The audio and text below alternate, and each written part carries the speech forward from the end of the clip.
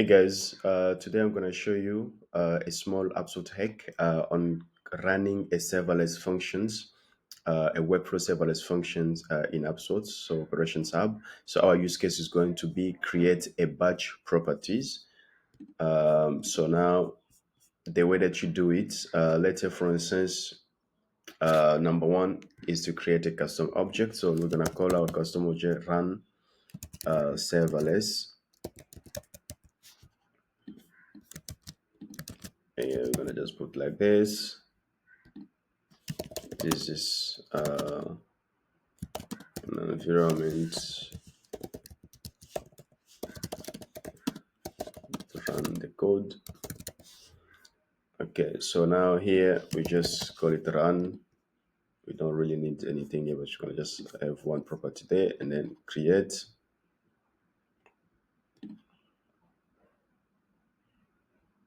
So okay, so the way that we have this one here, the next step that we're going to do is to create now a workflow based on so a workflow. So this is going to be based on this one. So we must just see our name. So the name is run serverless as internal name. All right, so now we're going to go create our workflow.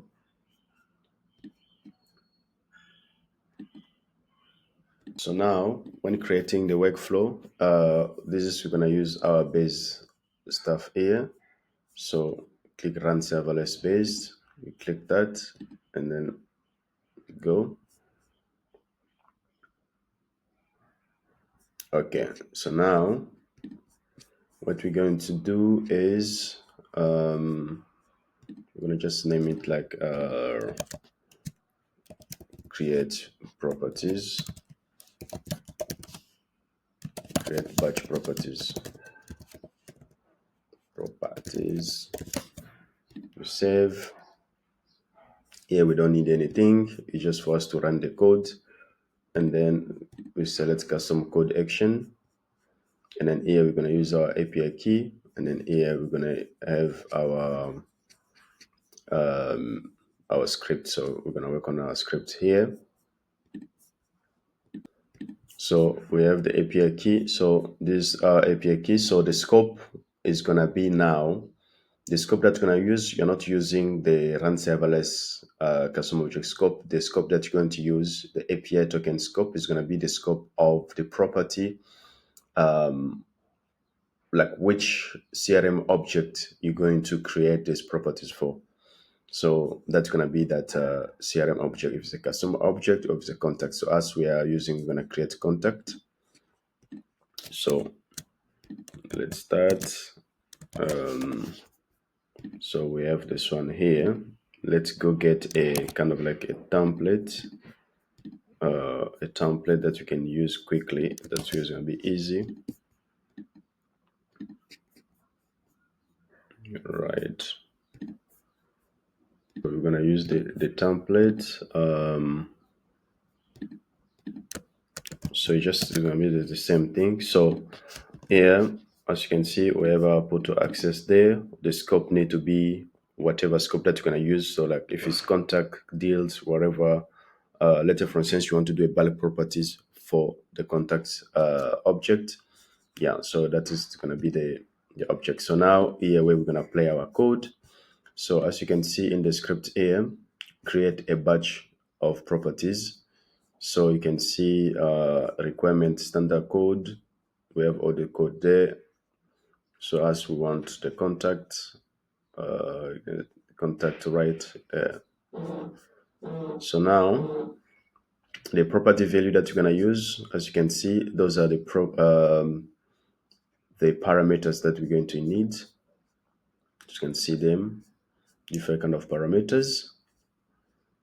And then we have our code. This is the code that we're going to use. Let's see. The code is at the bottom here. So we have contact information as a group name. Okay, so now what we're going to need here, so we need this, because of these are the parameters. Okay, the parameters until here.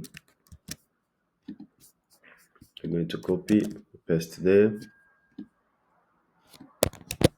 So those are the parameters that you're gonna need.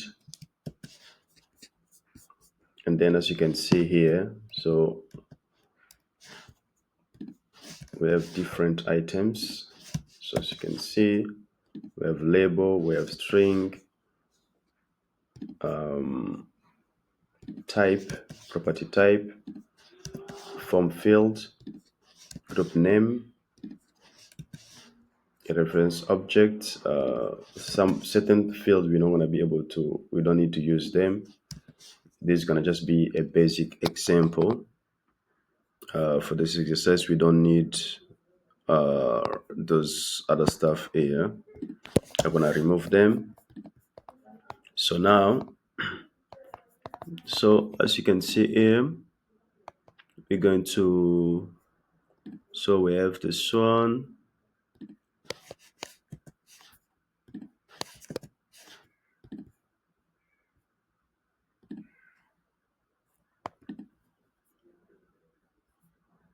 Okay, so close like this. So now here where we're gonna put our parameters. So let's say for instance, we're gonna put now, we're gonna pass now the properties. So in this context here, we want, for instance, like the label name. You can call it, for instance, like students. Let's say for instance, this, when you want to create a properties batch of properties for students. So student age, or student, let's say for the student passport. So student passport number, and then we just give it a type of string. Okay, yeah, descriptions gonna just be like students. It's more or less the same thing. Students passport number. Okay, so form field true, group name, contact information, reference object type. So this one we don't need it. Here we're gonna need like a name, so which means that the variable internal name for the property. So student. So we have student passport, and then number. So we're gonna copy it like that. So we have this, and then this one can be students, for instance, like parent name, student parent name. So the label student parent name. So student's parent name, we keep the label the same, and then type, property type is gonna be text. So we'll go to text. Okay, so now from field through student's number, student passport number, yeah, it's gonna be student parent name. Okay, student's parent name, and after that we have for instance, like student's age. So student's age,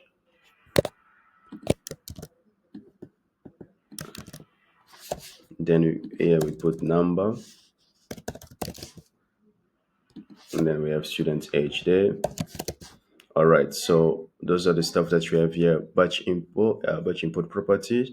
So we have this. So now we're gonna go grab our endpoint. So we have the endpoints here. So we're gonna come and then put the endpoint at the bottom here. So we need object type. So our object type is going to be contact.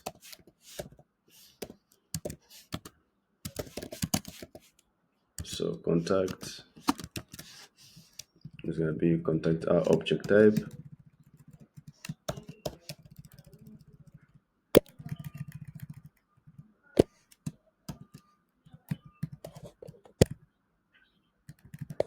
Yes, contact. Yeah, so contact is going to be our object type. So I'm going to just say contact like type, contact object type. So okay, so here we're going to use it here into the payload. Here we have it there, contact object type, and then we have our batch input properties there, and then we have the stuff there. So now what you're gonna do now is to pull certain informations here to see once it's success. So here status is gonna be success. Message is going to be properties have been created. Okay, and then after that here you can have like response. So our response we can use stringify. So now here we're going to put our response dot body just to make sure that to get the response to see that the item has been created. All right, so now we have it like this. We have our contact object type. We have the payloads there. Let's put the order 3, and then for instance, like it can be just way 1, 2, 1, 2, 3, 3. Okay. All right, so everything is fine. All right, so now as you can see, now we're gonna have to run the code. You see, so oh yeah, sorry, we're gonna have to go and add. We're gonna save first of all this one,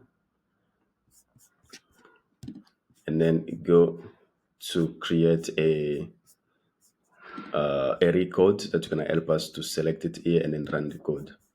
All right. So now a record here, as you can see, this is just where we get our CRM. So if you go to contact, where you get those CRM objects, so you're gonna select run serverless, where you're gonna see that, and then create a record. This is just a record. We're gonna call it run. Create run. Okay, so we have a record there. So now we're going to go to the code. Yeah, we're gonna have to refresh our workflow, then test it again. Let's go to, yeah, so now we have run, so which means that then we're gonna click test. You see, so then let's click test.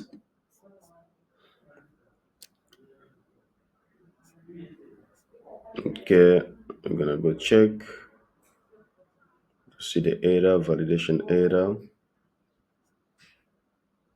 All right, you're going to check the error and then finds. All right, so here we have, okay, contact is fine, hidden false, display order fine, descriptions, label, type text, which is fine, type text, which is fine, for field true, group name, I think it's fine here. Yeah, so here, so forgot one thing here. I'm sure it's the type. Yeah, so here, so this, we're supposed to get this one here, field type.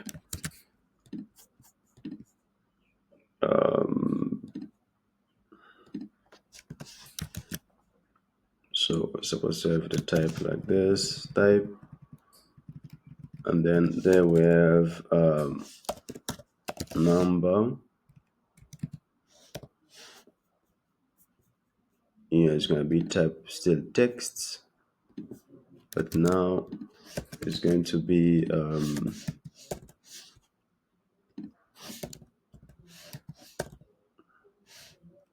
so it's going to be string and then text, string and then texts.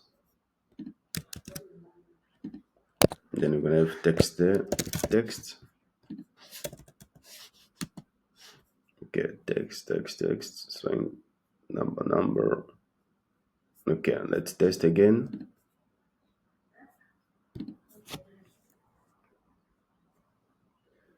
Okay, and I run the code.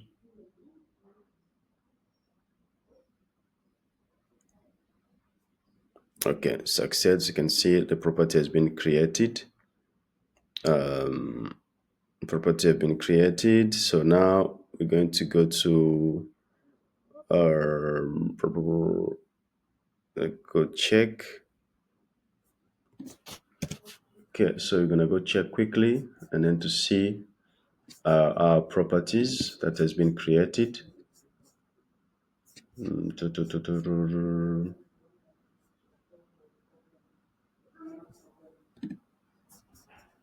Here, as you can see, now we have the property that has been created. You can see the student's age, single text, student's passport number. So the stuff has been created there. So yeah, so the step is just you create step number one, you create a custom object.